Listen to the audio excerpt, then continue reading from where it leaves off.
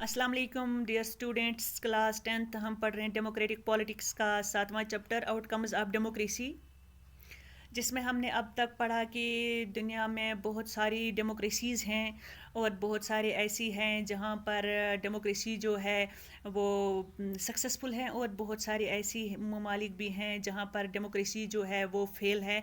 तो इसके वजूहात भी हमने पढ़े, और आज जो हमारा टॉपिक है वो है economic growth and development.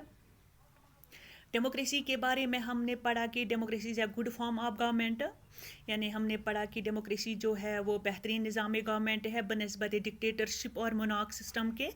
Then why not development? तो इसमें डेवलपमेंट क्यों नहीं होती है?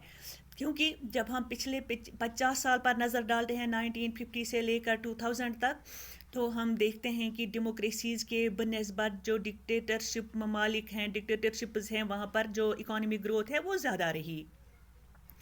But we can not reject democracy only on this reason. इस बुनियाद पर कि डेमोक्रेसीज़ में डेवलपमेंट ज़्यादा नहीं होती है, डिक्टेटरशिप में ज़्यादा होती है, तो हम डेमोक्रेटिक सिस्टम नहीं छोड़ सकते हैं और हम डिक्टेटरशिप भी अडॉप्ट नहीं कर सकते हैं। क्यों?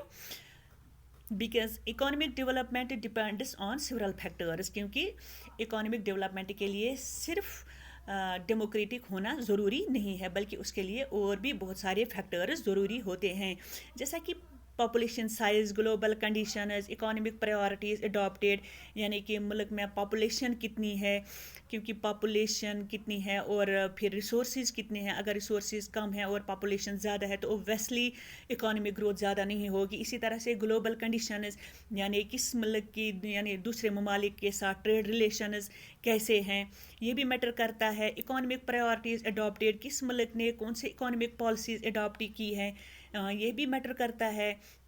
तो यह कुछ वजूहात हैं जिनकी वजह यानी कि जो इकोनॉमिक ग्रोथ के लिए ज़रूरी हैं। इसलिए सिर्फ डेमोक्रेटिक होना ज़रूरी नहीं है। Democracy in democracy development is not guaranteed, but it can compete with dictatorship over economic growth.